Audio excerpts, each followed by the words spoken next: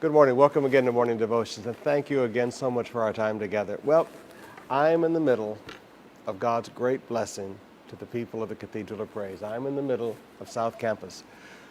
We had so many hundreds of people here working yesterday, and in just a few minutes we'll be having hundreds and hundreds more arriving today to help plant grass and clean and get everything ready for the grand opening on Easter Sunday. We are so looking forward to it.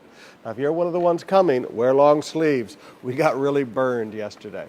Right now, I want to take you back to the book of Luke chapter 12, beginning with verse 13. Someone in the crowd said to him, "Teacher, tell my brother to divide the inheritance with me." Jesus replied, "Man, who appointed me a judge or arbitrator between you?" Jesus understood that's not his role. Then he said to him, "Watch out, be on your guard against all kinds of greed." There's many kinds of greed. And then he gives a great principle that he teaches a parable about. A man's life does not consist in the abundance of his possessions. Things do not define you.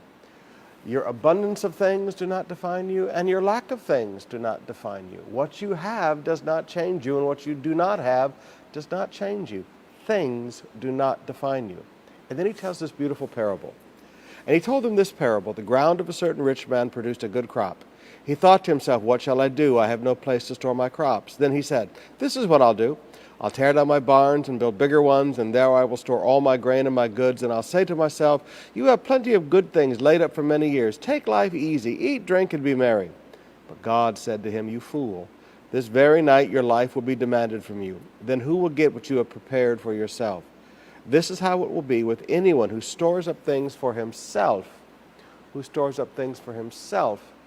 but is not rich in heaven." I've had the privilege of being your pastor for 35 years, and probably one of the most painful things I've watched is how prosperity affects some people. God is good to you. You have a great harvest. And then you begin to store it all up for yourself. You don't think about sowing seed. You don't think about blessing the poor. You don't think about continuing to be who you have been, continuing to do what you did to get where you are. You don't think about that. Just, I'm storing up things for me. Everything becomes very selfish. But you're not rich toward God. And you begin to want a relaxing life. You want to travel. You want to just ease it. You don't want to do connect groups anymore. You don't want to sing in the choir anymore. You don't want to be an usher anymore. You just want to relax. Now, brothers and sisters, as God prospers you, you came to that place of prosperity by living a certain type of life.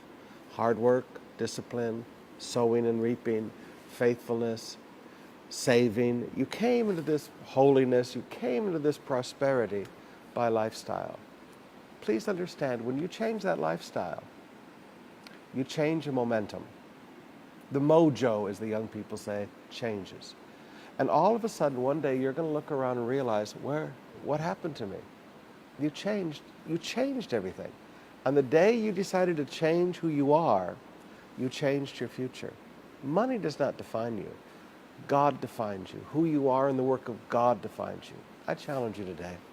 No matter how much God blesses you, no matter how much prosperity God brings to you, don't let money make you think that you can change who you are. Keep the discipline. Keep the hard work. Keep the faithfulness. Keep serving. Keep sowing. Remember how you got where you are. Don't change the momentum.